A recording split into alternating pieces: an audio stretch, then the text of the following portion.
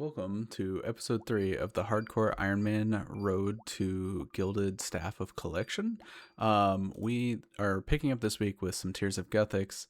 My goal for today's episode, so I'm going to finish Recipe for Disaster. We're currently waiting on our kitten to grow up so we can do the Evil Dave portion. That is the last person we have to free. Once we free Evil Dave, we'll be doing the bosses. I'll record some clips from those. After we get the barrows gloves, we're going to go straight for zombie axe and Belle's Folley, which will require us to get some sailing levels, 45 sailing, to do the Troubled Tortugan's quest, and then we'll also need to get 55 smithing for Defender of Varrock, as well as 70 smithing to actually be able to fix the Belle's Folley and the zombie axe. So stay tuned, this should be a good one. We may even do our first Moons proper run. Alright, our cat just grew up, so it is time to finish Recipe for Disaster. Here we are, done with the Evil Dave section of Recipe for Disaster. Now to start on to the actual fight. So I had actually forgotten one other requirement for doing the boss fights at Recipe for Disaster, and that was Horror from the Deep. Here's that is. Alright, here we are in the first fight of RFD. This is against the giant banana, Agrith Nana. He uses mage at a distance, melee up close. You just slap on your best tank armor and come up and smack him. And that's all you gotta do for this one. Okay, so fight number 2. This is against Flambeed. It's basically pretty chill fight. He can unequip your weapon if you have space in your inventory, if you're not wearing ice gloves. Easiest way to deal with him is just entangle him and shoot him from a distance. Okay, so third fight, we're against Caramel. This one is also an RFD boss. She uses freezing spells, which interrupt your autocast, and then she reduces your stats. Easiest thing to do with her, just get melee range, and then cast your best spell, while also restoring as needed. Alright, here's Dessort, another RFD boss. He uses long range and melee. Again, easiest thing to do, just stand right next to him, mage him with your best tank gear on, you'll be fine. Alright, here is the single most dangerous quest boss in Recipe for Disaster. It's the Gelatinous Mother. So it's the same thing as the Horror from the Deep Mother, so you're just using whatever she's using. But she has this thing where her range attack can hit you 40 each, or 40 total. So if you're not paying attention and you have 80 health, if she maxed you back to back, you'd be dropped in a second. Otherwise, pretty easy fight though. Alright, and here's the last boss, the Colomancer. He's pretty straightforward as well. He's one of the weaker bosses you have to fight for this. You just stand melee range, and you can either mage or melee him. And then after this, we get the barrows gloves. Alright, there we go. There's Recipe for Disaster completed. So we're going to go ahead and put that on Herblore. That's 20k experience. Gets us to 61. And then we're going to come down here. We're going to grab our money, and we're going to buy some barrows gloves. And that's, let's see, collect. Nope, that's the wrong thing. Buy items. There we go. There's another item checked off of our list. Alright, we're picking up after Recipe for Disaster with Defender of Varrock. This will unlock Zombie Axe, although I am not going to farm a Zombie Axe until Curse of Arrav is done, so then we can try and get the helmet and the axe. There's Defender of Varrock done. We're going to go pick up Kingdom real quick, and then we'll do Curse of Arrav. Alright, here we are on Miscellanea. We're going to check resource allocation, double check that's on Teaks, and then we're going to claim this.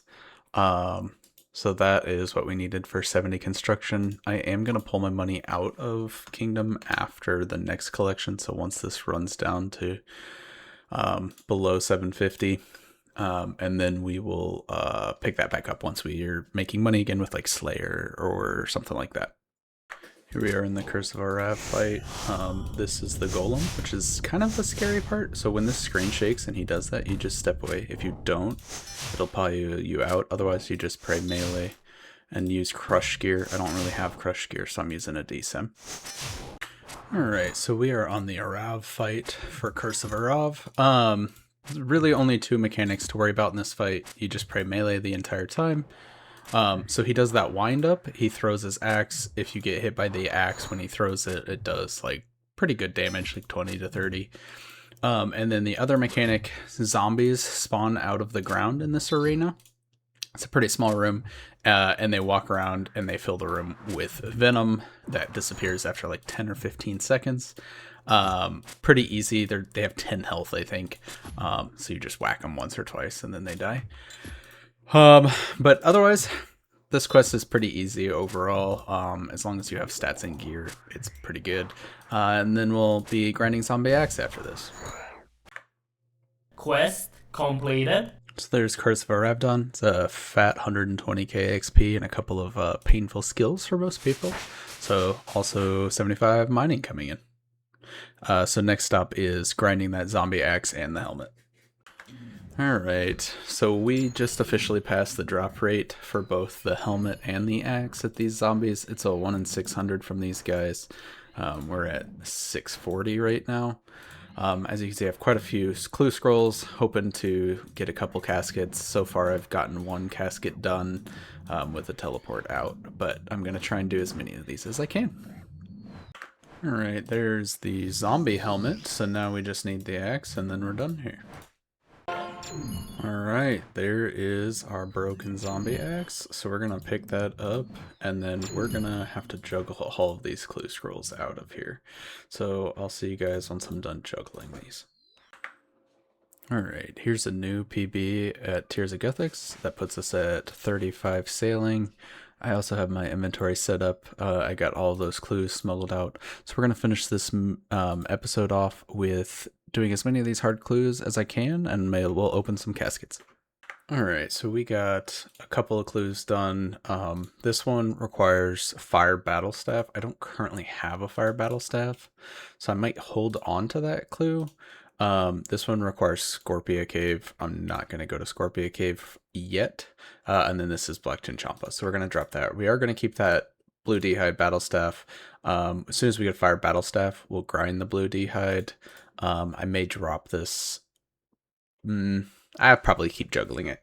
But we are going to open these 5 caskets real quick. So hopefully that gets us a couple collection logs. So let's see. Collection log slots. Starting off. Completed. That's nice. Also getting the full d'hide set's real nice.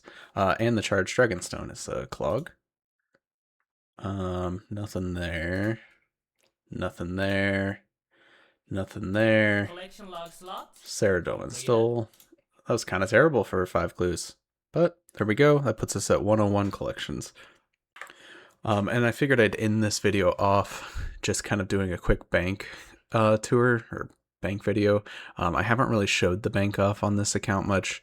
So we are sitting at 11 mil cash. I've got, you know, my stereotypical teleport tab, my gear. I usually have a gear tab. I just don't have enough good gear yet to warrant that. This is a bunch of stuff from Wintertodd and miscellaneous. We are working towards that 70 smithing, so we're banking gold ore. Also in my free time right now, I'm hitting Motherlode Mine, working towards those collection logs, as well as the gem pouch or gem bag.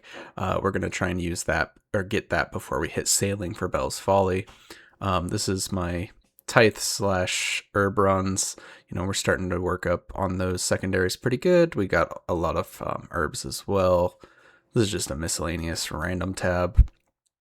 Nothing really special in there. Couple clue items. This is drops and lutations tab. As you can see, there's both the broken items. And then this is clue tab and then hunter rumors tab. So stay tuned. In the next video, we're going to be making more progress updates.